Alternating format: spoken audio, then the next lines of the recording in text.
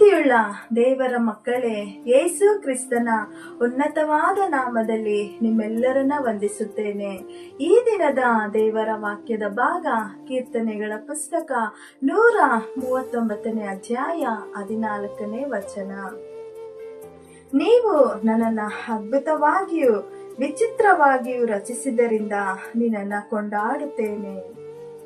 ಪ್ರಿಯವಾದವರೇ, ನಾವು ಭ್ರಮಿಸತಕ್ಕ ಅತಿಶಯವಾಗಿ ಉಂಟಾದವರು.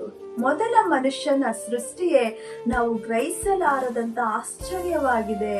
ಇದರಲ್ಲಿ ದೇವರ ಒಂದು ದೊಡ್ಡ ಕೆಲಸವನ್ನ ನಾವು ನೋಡುವವರಾಗಿದ್ದೇವೆ.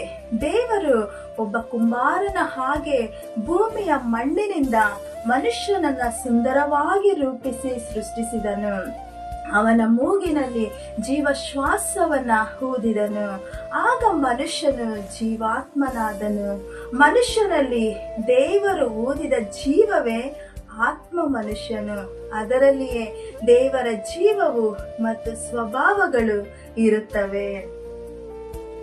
ಮನುಷ್ಯನು ದೇವರೊಂದಿಗೆ ಇದ್ದವರೆಗೂ ಅವನ ಆತ್ಮವಾದದ್ದು ಸಿಂಹಾಸನದಿಂದ ಪೂರ್ತಿ ಶರೀರವನ್ನು ಆಳ್ವಿಕೆ ಮಾಡುತ್ತಿತ್ತು.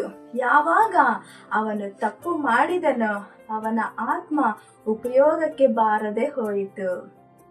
ಈಗ ಅವನ ಶರೀರವು ಆತ್ಮವು ಅವನನ್ನೇ ಆಳ್ವಿಕೆ ಮಾಡಲು ಪ್ರಾರಂಭವಾಯಿತು.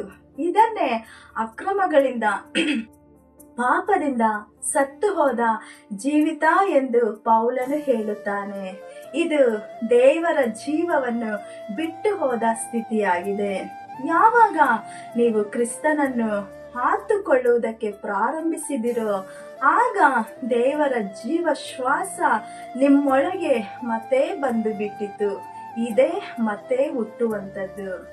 ಕ್ರಿಸ್ತನು ತನ್ನ ಸ್ವಂತ ಜೀವವನ್ನೇ ಕೊಟ್ಟು ಮತ್ತೆ ನಿಮ್ಮನ್ನ ಬದುಕುವಂತೆ ಮಾಡಿದನು.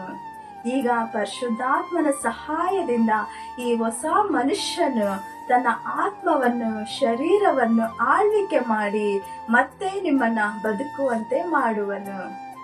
ನೀವು ಕ್ರಿಸ್ತನ ಜೊತೆಯಲ್ಲಿ ಎಲ್ಲಾ ಅಧಿಕಾರದಿಂದಲೂ ಮಹಿಮೆಯಿಂದಲೂ ಕುಳಿತುಕೊಂಡಿದ್ದೀರಿ. ಹಾಗಾಗಿ ನೀವು ಅದ್ಭುತವಾಗಿಯೂ ವಿಚಿತ್ರವಾಗಿಯೂ ಉಂಟಾದವರು ಎಂದು ದೇವರನ್ನ ಕೊಂಡಾಡಿರಿ. ದೇವರು ತಾನೇ ನಿಮ್ಮನ್ನ ಆಶೀರ್ವದಿಸಲಿ. ಆಮೇನ್. God bless you.